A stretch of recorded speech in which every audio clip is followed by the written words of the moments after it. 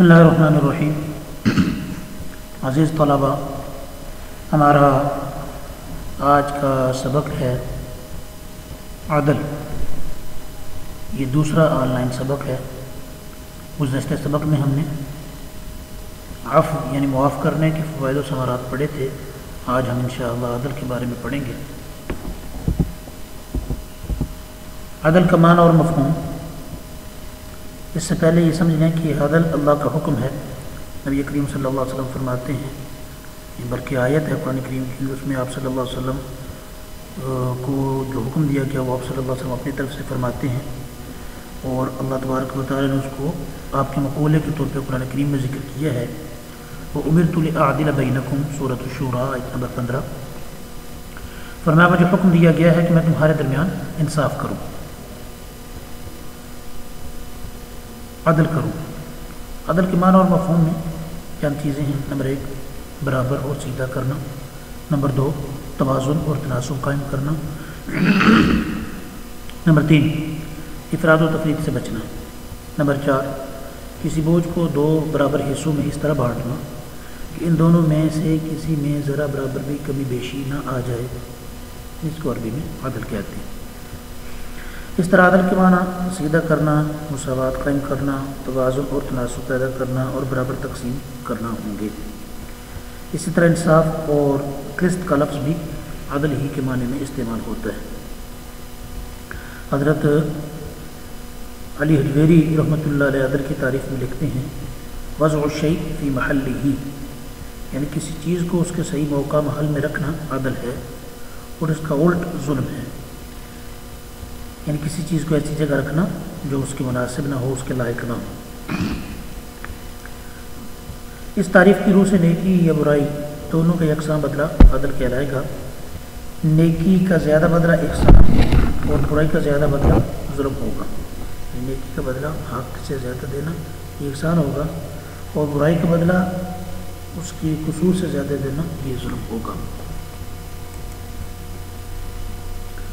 بعض لوگ سمجھتے ہیں کہ عدل کا مطلب ہے مساوات۔ یہ بات ذہن میں رہنی چاہیے کہ عدل سے مراد صرف مساوات نہیں ہے، اگرچہ بعض حیثیتوں سے تو عدل مساوات ہی کا دوسرا نام ہے، مثلا شہری اور معاشرتی حقوق، لیکن بعض حیثیتوں سے مساوات عدل کے بالکل الٹ ہو جاتی ہے۔ مثلا اعلیٰ درجہ اور ادنا درجہ کی خدمات انجام دینے والوں کے معاوضے میں مساوات کو مد نظر رکھا جائے تو عدل کو نقصان پہنچتا ہے۔ حقیقت میں عدل سے مراد زندگی کے تمام شعبوں، خواہ وہ شعبے معاشرتی ہوں، معاشی ہوں، عدالتی ہوں، سیاسی ہوں، انفرادی ہوں یا اجتماعی، ان تمام شعبوں میں حقوق کی متوازن اور متناسب جو تقسیم ہے یہ عدل ہے۔ ایک ساتھ ملتا جلتا لفظ اعتدال بھی استعمال ہوتا ہے، یہ بھی عدل ہی سے نکلا ہے۔ اس کے لغوی معنی ہیں میانہ روی۔ یہ عدل کا وسیع تر مفہوم ہے۔ اس لحاظ سے عدل کے مقابل جو لفظ ہوگا وہ جور کا لفظ ہوگا، جس کا مطلب ہے حد سے نکلنا۔ اعتدال کے مفہوم میں انسان کی انفرادی اور اجتماعی زندگی میں سے کوئی ایسا شعبہ نہیں جو عدل سے باہر ہو۔ اسلام دنیاوی معاملات اور عبادات میں بھی ایک خوشگوار توازن اور اعتدال قائم کرنا چاہتا ہے۔ چنانچہ نبی کریم صلی اللہ علیہ وسلم کے ارشاد مبارک ہے، خیر الامور اوسطها، معاملات میں بہترین معاملہ میانہ روی ہے، درمیانی چال چلنا۔ عدل کی اہمیت اور افادیت۔ عدل کی کیا اہمیت ہے، اس کا کیا فائدہ ہے؟ اسلام دین عدل ہے، افراط و تفریط کے درمیان اسلام اعتدال کی راہ ہے۔ اس کی اہمیت میں مندرجہ ذیل باتیں خاص طور پہ قابل توجہ ہیں۔ نمبر 1 فطرت کا تقاضا۔ اگر اسلام دین فطرت ہے تو عدل فطرت کا تقاضا ہے۔ کائنات کا پورا نظام عدل اور توازن پر ہی قائم ہے۔ اگر ان میں عدم توازن پیدا ہو جائے تو پورا نظام عالم درہم برہم ہو جائے۔ مثال کے طور پر نظام شمسی عدل کے قاعدے پر قائم ہے۔ اجرام فلکی یعنی سورج، چاند، ستارے، سیارے سب اپنے اپنے مدار میں مخصوص رفتار سے گردش کر رہے ہیں۔ اگر ایک سیارہ دوسرے کے دائرہ گردش میں داخل ہونے کی کوشش کرے تو سارا نظام بکھر جائے گا۔ اسی طرح انسانی جسم میں بھی عدل ہی قائم ہے، کیونکہ جب انسانی اعضاء میں توازن نہیں رہتا تو صحت عدم توازن کا شکار ہو کر بگڑ جاتی ہے، انسان بیمار ہو جاتا ہے۔ پانی بڑھ جائے جسم سوکھ جاتا ہے، پانی کم ہو جائے ڈی ہائیڈریشن ہو جاتی ہے، خون میں شوگر کی مقدار بڑھ جائے تب بھی مسئلہ ہے، کم ہو جائے تب بھی مسئلہ ہے، بلڈ پریشر ہائی ہو جائے پھر بھی مسئلہ ہے، لو ہو جائے تب بھی مسئلہ ہے، یعنی اعتدال اور توازن ہی فطرت کا تقاضا ہے۔ دوسری بات، ہم قرآن کریم کے حوالے سے دیکھتے ہیں کہ عدل کے بارے میں قرآن کیا کہتے ہیں۔ عدل سب سے پہلے خود اللہ تعالیٰ کی صفت ہے، اور اس کی اسماء الحسنی میں ایک نام، یعنی اللہ کے اسماء الحسنی میں ایک نام عادل بھی ہے، اس لیے اللہ تعالیٰ اپنے بندوں کو بھی عدل و انصاف اختیار کرنے کا حکم دیتا ہے، جیسا کہ سورۃ النحل کی آیت نمبر 90 میں ارشاد باری تعالیٰ ہے، ان اللہ یأمر بالعدل والاحسان، بے شک اللہ تعالیٰ عدل و احسان کا حکم دیتے ہیں۔ عدل صرف کسی سلطنت کی ملک کے انتظامات ہی کے لیے ضروری نہیں ہوتا، بلکہ زندگی کے ہر شعبے میں اس کو نافذ کرنا ضروری ہے۔ اسلام نے عدل و انصاف کا ایسا اعلیٰ معیار قائم کیا کہ اس میں شاہ و گدا، امیر و غریب اور دین و ملت کی کوئی قید نہیں ہے، قانون کی نگاہ میں سب برابر ہے، کسی کا بڑا ہونا یا اعلیٰ خاندان سے ہونا اس کو سزا سے نہیں بچا سکتا۔ اللہ تبارک و تعالیٰ ارشاد فرماتے ہیں، یا ایھا الذین آمنوا، اے ایمان والو، کونوا قوامین بالقسط، ہو جاؤ انصاف پر قائم رہنے والے، شہداء للہ، اللہ کے لیے گواہی دینے والے، ولو علی انفسکم، اگرچہ وہ گواہی خود تمہارے اپنے خلاف ہو، او الوالدین یا ماں باپ کے خلاف ہو، والاقربین یا رشتہ داروں کے خلاف ہو، ان یکن غنیا او فقیرا فاللہ اولی بہما، چاہے وہ مالدار ہو یا محتاج، بہرحال اللہ ان کا سب سے بڑا خیر خواہ ہے۔ فلا تتبعوا الہوی ان تعدلوا، سو تم خواہش نفس کی پیروی نہ کرو انصاف کرنے میں، وَإِن طَلْبُوا أَوْ تُعْرِضُوا فَإِنَّ اللَّهَ كَانَ بِمَا تَعْمَلُونَ خَبِيرًا، اور اگر تم گواہی میں زبان دباؤ گے یا پہلو تہی کرو گے تو بے شک اللہ اس سے باخبر ہے جو تم کرتے ہو۔ اس آیت میں اپنی ذات کے خلاف بھی حق بات کہنا، کسی کی امیری کی وجہ سے حق سے نہ ہٹنا، کسی غریب پر ترس کھا کر حق کو نہ چھوڑنا، غیر مسلموں اور دشمنوں سے بھی عدل کرنا، اس آیت میں سب کچھ آ گیا۔ تو یہ قرآن کریم کی ہدایات میں سے کچھ نمونہ تھا عدل کے حوالے سے۔ نبی کریم صلی اللہ علیہ وسلم کی اپنی زندگی میں آپ کے طریقے سے عدل کا کیسا نمونہ ملتا ہے۔ حضور صلی اللہ علیہ وسلم چونکہ پوری امت کے لیے نمونہ اور قابل تقلید ماڈل ہیں، اس لیے اللہ نے حضور صلی اللہ علیہ وسلم کو عدل اپنانے کی تاکید فرمائی، فرمایا وَأُمِرْتُ لِأَعْدِلَ بَيْنَكُمْ، مجھے حکم ہے کہ میں تمہارے درمیان عدل کروں، سورۃ الشورى آیت نمبر 15۔ چنانچہ نبی کریم صلی اللہ علیہ وسلم نے ہمیشہ اس ارشاد خداوندی پر عمل کیا، امیر و غریب، خادم و آقا، مسلم و کافر میں کسی قسم کا فرق نہ برتا، ہر آدمی کو اس کا پورا حق دلایا۔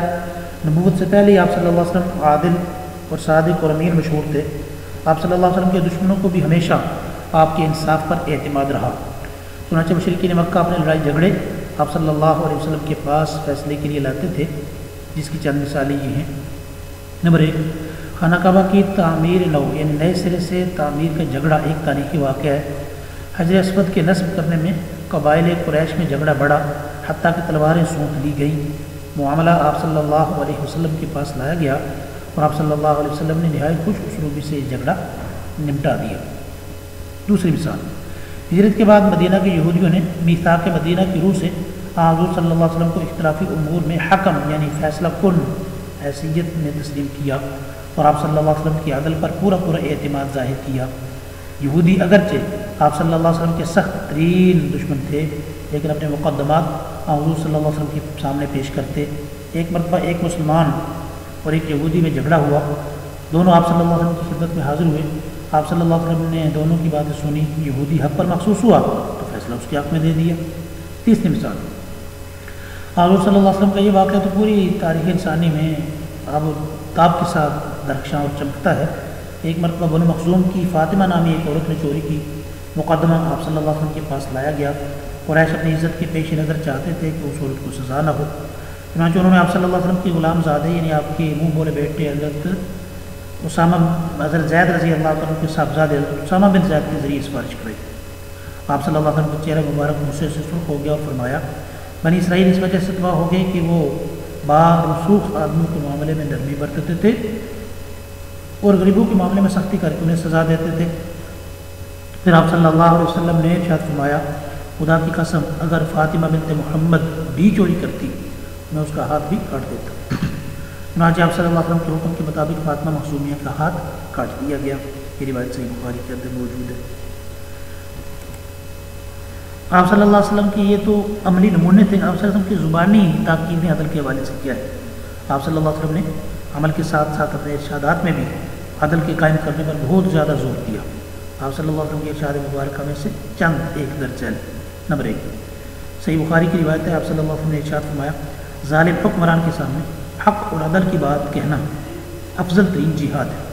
نمبر 2، صحیح بخاری ہی کی روایت ہے کہ آپ نے ارشاد فرمایا، قیامت کے روز جب خدا کے سائے کے علاوہ کوئی سایہ نہیں ہوگا، اس روز 7 اشخاص کو اللہ تبارک و تعالیٰ اپنے سائے رحمت میں جگہ دے گا، ان میں ایک امام عادل بھی ہوگا، یعنی عادل حکمران۔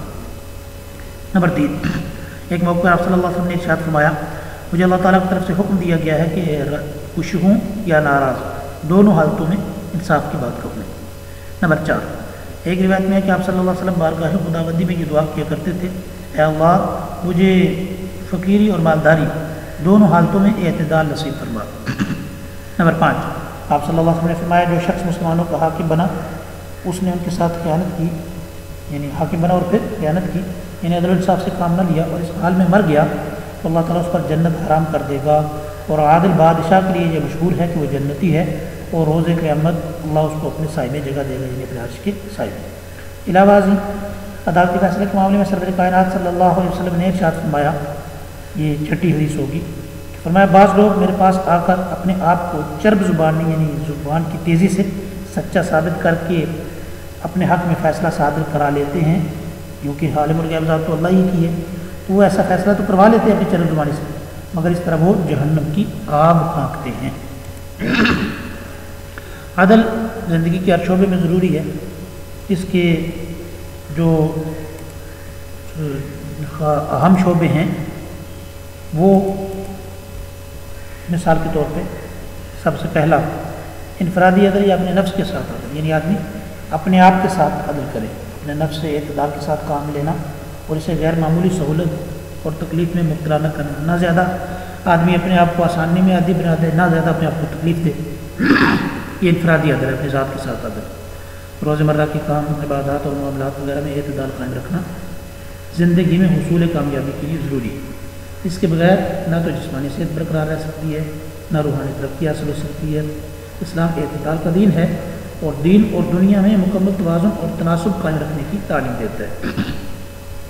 حضور صلی اللہ علیہ وسلم کا ارشاد ہے، اچھی سیرت، وقار اور میانہ روی نبوت کے 24 حصوں میں سے ایک حصہ ہے۔ میانہ روی کا مطلب یہ ہے کہ ہر کام اور ہر حال میں افراط و تفریط سے بچا جائے اور اعتدال کا طریقہ اختیار کیا جائے۔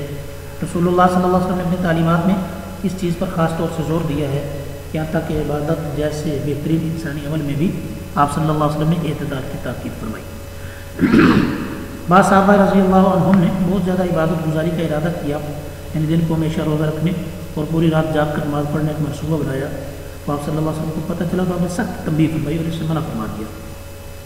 نبی کریم صلی اللہ علیہ وسلم کا ارشاد ہے، الاقتصاد فی الفقر والغنی، یعنی آدمی فقیر ہو پھر بھی درمیانے حساب میں رہے، مالدار ہو پھر بھی درمیانے حساب میں رہے۔ آپ نے ارشاد، آپ صلی اللہ علیہ وسلم نے نہ رہبانیت کو پسند کیا اور نہ قاروریت کو پسند کیا، یعنی نہ تو آدمی ایسا فقیر بن جائے کہ سب کچھ چھوڑ چھاڑ کے جھگڑوں میں ڈیرا لگا لے، اور نہ ایسا دنیا دار بن جائے کہ قارون کی طرح خزانے اکٹھے کرتا رہے۔ یہ دونوں سے آپ صلی اللہ علیہ وسلم نے منع فرمایا۔ انفرادی زندگی میں مادہ اور روح کے درمیان اعتدال ہی کامیابی کی ضمانت ہے، یعنی آدمی روح کو اس کا حق دے، جسم کو اس کا حق دے۔ آپ نے ارشاد فرمایا، ان لنفسک علیک حقا، تیرے نفس کا بھی تجھ پر حق ہے۔ یہ معاشیات کا جو سنہری اصول ہے وہ آپ صلی اللہ علیہ وسلم نے 2 لفظوں میں بیان فرما دیا، فرمایا ما عالم من اقتصد، جس آدمی نے خرچ میں میانہ روی اختیار کی وہ کبھی کنگال نہیں ہوگا۔ تو یہ عدل کے شعبوں میں سے پہلا شعبہ تھا۔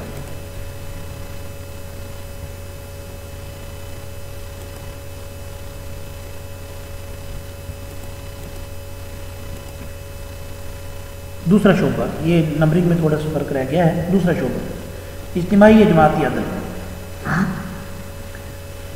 اجتماعی عدل جو ہے یہ مدرجہ ذیل شعبوں میں تقسیم ہے، یا اس طرح کہہ لیں کہ ڈائریکٹلی اس کو دوسرا شعبہ آئلی زندگی میں عدل۔ آئلی زندگی پورے معاشرے کی بنیاد ہے، وہ گھرانہ جنت کا نمونہ ہوتا ہے جس میں میاں بیوی، والدین اور اولاد ایک دوسرے کی حقوق عدل و انصاف سے ادا کرتے ہیں۔ ازدواجی زندگی میں عدل کی سب سے زیادہ ضرورت اس شخص کو ہوتی ہے جس کی 1 سے زائد بیویاں ہوں کیونکہ وہ ایک بیوی اور اس کی اولاد کی طرف نسبت سے زیادہ توجہ دے گا تو لازماً دوسری بیوی اور اس کے بچوں کے حقوق کی نگہبانی یا نگہداشت صحیح نہیں ہو سکے۔ اس طرح خاندان میں عدم توازن اور انتشار پیدا ہوگا اور پورا گھرانہ جہنم بن جائے گا۔ یہ وجہ ہے کہ اسلام نے جب بعض خصوصی حالات کے پیش نظر ایک سے زائد شادیوں کی اجازت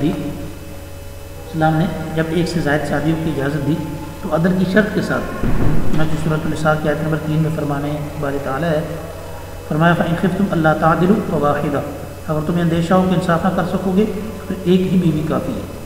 اس آیت سے ظاہر ہے کہ اگر ایک آدمی اپنی بیویوں میں عدل قائم کرنے کی قوت نہ رکھتا ہو تو اسے صرف ایک ہی بیوی پر اکتفا کرنا چاہیے۔ عدل سے یہاں مراد نان و نفقہ اور جنسی تعلقات میں مساوات و برابری کرنا ہے۔ حضور صلی اللہ علیہ وسلم نے اپنی ازواج میں عدل کا بہترین نمونہ پیش کیا۔ عائلی زندگی کو خوشگوار بنانے کے لیے اولاد میں عدل و انصاف قائم رکھنا بھی ضروری ہے، ورنہ ان میں حسد اور دشمنی کے جذبات پیدا ہوتے ہیں۔ بیٹوں کو بیٹیوں پر ترجیح نہ دی جائے۔ اولاد کے درمیان بڑے اور چھوٹوں کے حقوق میں فرق نہیں کرنا چاہیے، کیونکہ تمام اولاد کو والدین کے ساتھ برابر تعلق ہوتا ہے۔ حضور صلی اللہ علیہ وسلم نے بار بار اس چیز کی تاکید فرمائی کہ لڑکے لڑکیوں میں فرق نہ کیا کرو اور ہم ہر معاملے میں ان سے یکساں یعنی برابر کا سلوک روا رکھو، برابر کا سلوک جاری رکھو۔ یہ دوسرا شعبہ تھا۔ پہلا شعبہ انفرادی عدل، دوسرا شعبہ عائلی زندگی میں عدل، تیسرا شعبہ معاشرتی زندگی میں عدل۔ عائلی زندگی خاندانی زندگی کے بعد معاشرتی زندگی میں بھی عدل بہت ضروری ہے۔ آپس کے تعلقات اور دیگر معاملات میں اگر عدل کا لحاظ نہ رکھا جائے تو معاشرہ بے انصافی اور عدم توازن کا شکار ہو جاتا ہے۔ اسلام معاشرتی عدل و انصاف کا درس دیتا ہے۔ اس کی نظر میں تمام ابن آدم انسانی شرف میں برابر ہے، لیکن فرق یہ ہے کہ کسی کے حق میں ادب و احترام کا پہلو زیادہ ہے اور کسی کے حق میں شفقت اور محبت کا پہلو زیادہ ہے۔ عمر میں بڑے احترام کے زیادہ حقدار ہیں اور عمر میں کم شفقت کے زیادہ حقدار ہیں۔ معاشرتی حقوق میں سب سے نازک پہلو جو ہے وہ یتیموں کے حقوق کا ہے، کیونکہ اکثر لوگ یتیموں کی کفالت اور پرورش کے بہانے ان کا مال غصب کر جاتے ہیں، جو اسلام کی نظر میں پسندیدہ نہیں۔ چنانچہ اللہ تعالیٰ نے یتیموں کے بارے میں خصوصیت کے ساتھ عدل کرنے کا حکم دیا، جیسا کہ سورۃ النساء کی آیت نمبر 127 میں فرمایا وَأَن تَقُومُوا لِلْيَتَامَى بِالْقِسْطِ۔ جو ہدایات ضروری ان میں سے ایک یہ بھی ہے کہ تم یتیموں کے بارے میں انصاف پر قائم رکھو۔ چوتھا شعبہ عدل کا ناپ تول میں عدل۔ تجارت اور خرید و فروخت میں بھی اسلام نے عدل و انصاف کو ملحوظ رکھنے کا حکم دیا۔ کاروبار میں وزن اور پیمانہ یعنی تولنے اور ناپنے کی اہمیت مانی ہوئی ہے۔ اگر ناپ تول میں کمی کی جائے، اشیاء میں ملاوٹ کی جائے یا مال کی خرابی پر پردہ ڈال دیا جائے تو معاشرہ میں ناانصافی اور بددیانتی کی فضا پیدا ہوتی ہے، جس سے پورا معاشرہ متاثر ہوتا ہے۔ چنانچہ قرآن کریم نے سورۃ الانعام میں اس برائی پر خاص توجہ دیتے ہوئے عدل و انصاف کا حکم دیا۔ فرمایا آیت نمبر 152 میں وَأَوْفُوا الْكَيْلَ وَالْمِيزَانَ بِالْقِسْطِ، اور انصاف کے ساتھ پورا کرو اس کو، کیل یعنی ناپ کو، والمیزان اور تول۔ دوسری جگہ سورۃ الرحمن کی آیت نمبر 9 میں فرمایا وَأَقِیمُوا الْوَزْنَ بِالْقِسْطِ وَلَا تُخْسِرُوا الْمِیزَانَ، اور تول انصاف سے قائم کرو اور تول کو نہ گھٹاؤ، یعنی انصاف کے ساتھ ترازو قائم کرو اور وزن کو نہ گھٹاؤ۔ شعیب علیہ السلام کی قوم جو تھی قوم مدین، وہ ایک سخت عذاب سے اس لیے دوچار ہوئی کہ وہ معاملات اور تجارت یعنی ناپ تول میں بددیانتی کرتے تھے، کم بیشی کرتے تھے۔ عدل کے ثمرات و فوائد۔ اگر کوئی عدل کرتا ہے تو اس کے کیا پھل ملتے ہیں، کیا فائدے حاصل ہوتے ہیں؟ عدل و انصاف سے کئی انفرادی اور اجتماعی فوائد حاصل ہوتے ہیں، جن میں سے پہلا فائدہ استحکام معاشرہ۔ عدل کا سب سے بڑا فائدہ یہ ہے کہ اس سے معاشرے کو استحکام حاصل ہوتا ہے، حقدار کو اس کا حق مل جاتا ہے اور وہ مطمئن ہو جاتا ہے، ظالم کو اس کے ظلم کی سزا ملتی ہے اور آئندہ وہ کسی پر ظلم کرنے کی جرأت نہیں کر سکتا، غریب اور کمزور لوگوں کی زندگی محفوظ ہو جاتی ہے اور وہ امن و سکون حاصل کرتے ہیں۔ اس طرح ایک صحت مند معاشرہ کا قیام عمل میں آتا ہے۔ یہ پہلا فائدہ ہے عدل کا، معاشرے کا استحکام۔ دوسرا فائدہ معاشرتی مساوات۔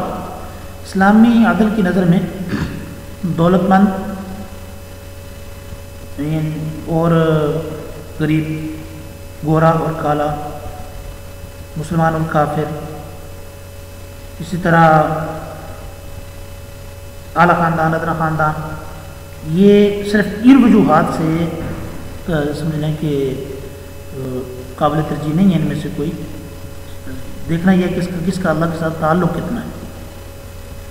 تو معاشرتی مساوات کا فائدہ ہے عدل کا، یعنی تقوی اور پرہیزگاری کے علاوہ کسی چیز کو معیار نہ بنایا جائے معاشرے میں سلوک میں فرق رکھنے کا۔ تیسرا فائدہ دنیا کی کامیابی، عدل یعنی اعتدال اختیار کرنے سے انسان افراط و تفریط سے بچ جاتا ہے۔ یہ ایک ناقابل تردید حقیقت ہے کہ اعتدال کی راہ ہی زندگی میں کامیابی کے ضامن ہے۔ ارشاد ربی ہے خیر الامور اوسطها، بہترین کام وہ ہیں جو اعتدال والے ہوں۔ ذاتی، معاشرتی اور سیاسی زندگی میں اعتدال سے توازن پیدا ہوتا ہے۔ چوتھا فائدہ آخرت کا اجر، عدل ایک عظیم اخلاقی فضیلت ہے جس کے لیے آخرت میں بڑے اجر کا وعدہ ہے اور اسے اللہ تعالیٰ کے ہاں خاص مقام حاصل ہے۔ چنانچہ نبی کریم صلی اللہ علیہ وسلم نے ارشاد فرمایا ہے کہ جو لوگ اپنے ماتحتوں میں جن کی ذمہ داریوں کی سپرد کی گئی ہے انصاف کرتے ہیں وہ اللہ کے پاس نور کے میناروں پر ہوں گے، یعنی یہ اسپیشل ان کا یہ آنر ہوگا، ان کا یہ اعزاز ہوگا ان کا عدل کرنے والا۔ تو یہ چوتھا فائدہ۔ پانچواں فائدہ افضل جہاد، رسول اللہ صلی اللہ علیہ وسلم نے ظالم حکمران کے سامنے حق اور عدل کی بات کہنے کو افضل ترین جہاد فرمایا۔ ارشاد باری تعالیٰ افضل الجہاد کلمۃ عدل عند سلطان جائر، کہ سب سے بہترین جہاد وہ انصاف کی بات کرنا ہے جابر حاکم کے سامنے۔ اسی طرح فرمایا نبی کریم صلی اللہ علیہ وسلم نے قیامت کے دن عادل حکمران اللہ کے عرش کے سائے میں ہوگا۔ اسی طرح فرمایا عادل حکمران کی دعا قبول ہوتی ہے اور وہ جنتی ہے۔ تو یہ سارے فائدے ہیں عدل کے۔ پانچواں فائدہ جہاد کا ثواب ملتا ہے۔ چھٹا فائدہ اللہ کی محبت حاصل ہوتی ہے، انصاف کرنے والوں کا جو معاوضہ ہے وہ اللہ کی محبت۔ سورۃ الحجرات میں اللہ تبارک و تعالیٰ ارشاد فرماتے ہیں ان اللہ یحب المقسطین، آیت نمبر 9۔ فرمایا بے شک اللہ تعالیٰ انصاف کرنے والوں سے محبت رکھتا ہے، تو جو انصاف کریں گے عدل کریں گے ان کو اللہ کی محبت حاصل ہوگی۔ ساتواں فائدہ تقوی پرہیزگاری، عدل تقوی سے قریب ہے، یہی قرآن کریم میں فرمایا گیا۔ سورۃ المائدہ آیت نمبر 8 میں ارشاد باری تعالیٰ ہے اعدلوا هو اقرب للتقوی، اور یہ پیچھے سے پڑھ کے ہیں تو یوں ہے کہ لا یجرمنکم شنآن قوم علی الا تعدلوا، کسی قوم کی دشمنی تمہیں اس بات پہ تیار نہ کر لے کہ تم انصاف کا دامن ہاتھ سے چھوڑ دو۔ اعدلوا، عدل اور انصاف ہی کرو، هو اقرب للتقوی، یہ پرہیزگاری کے زیادہ قریب۔ پرہیزگاری جس کا حصول وہ ضروری ہے اور مطلوب ہے وہ انصاف کی زیادہ قریب ہے، بے انصافی یہ پرہیزگاری کے خلاف ہے۔ آٹھواں فائدہ حقوق کی حفاظت، عدل اور انصاف سے کمزور طبقوں کے حقوق کا تحفظ ہوتا ہے، کیونکہ عدل سے جان، مال اور عزت محفوظ ہو جاتی ہے اور لوگ ایک دوسرے پر ایک دوسرے کی عزت، جان یا مال پر ہاتھ نہیں بڑھاتے۔ سورۃ البقرہ میں اللہ تبارک و تعالیٰ ارشاد فرماتے ہیں آیت نمبر 179 میں وَلَكُمْ فِي الْقِصَاصِ حَیَاةٌ یا أُولِي الْأَلْبَابِ، اے لوگوں تمہارے لیے قتل کا بدلہ لینے میں زندگی ہے اے عقل والو۔ مطلب کیا ہے کہ قتل کا بدلہ لیا جائے گا تو آئندہ لوگ قتل کرنے سے ڈریں گے اور لوگوں کی جانیں محفوظ ہوں گی۔ اسی طرح چور کا ہاتھ کاٹا جائے گا تو لوگ چوری کرنے سے ڈریں گے، لوگوں کے مال محفوظ ہوں گے۔ ڈاکو کا ایک ہاتھ اور مخالف سمت کا پاؤں کاٹا جائے گا تو لوگ ڈاکہ ڈالنے سے ڈریں گے، لوگوں کے مال محفوظ ہوں گے۔ اسی طرح کسی کی عزت پہ ہاتھ ڈالنے والا جو ہے اس کو 100 کوڑے لگائے جائیں گے یا پتھر مار مار کے قتل کیا جائے گا، سنسار کیا جائے گا تو لوگوں کی عزتیں محفوظ رہیں گی۔ تو انصاف جو ہے یہ حقوق کی حفاظت کا ضامن ہے۔ ساری بات جو ہم نے ابھی پڑھی اس کا خلاصہ کیا ہے یا حرف آخر کیا ہے؟ جتنی باتیں ہم نے پڑھی ہیں ان سے ثابت ہوتا ہے کہ اسلام نے عدل و انصاف کا معیار بلند رکھا ہے اور قرآن نے عدل و انصاف کا حکم دیا ہے جو فرد اور معاشرہ کے اخلاق، معاشرت اور اسی طرح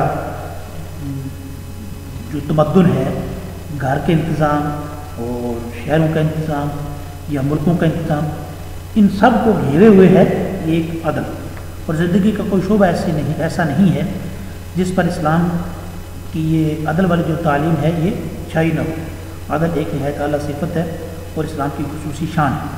اسلام اپنے پیروکاروں کو اس اعلیٰ صفت سے متصف دیکھنا چاہتا ہے، جیسا کہ اقبال فرماتے ہیں سبق پھر پڑھ صداقت کا، عدالت کا، شجاعت کا، لیا جائے گا تو اس سے کام دنیا کی امامت۔ سبق کو توجہ سے نوٹ کریں اور یاد کریں۔ اللہ تبارک و تعالیٰ میرے آپ کے علم اور عمل میں برکت عطا فرمائے، اللہ اپنی رضا والی زندگی نصیب فرمائے۔ السلام علیکم ورحمۃ اللہ وبرکاتہ۔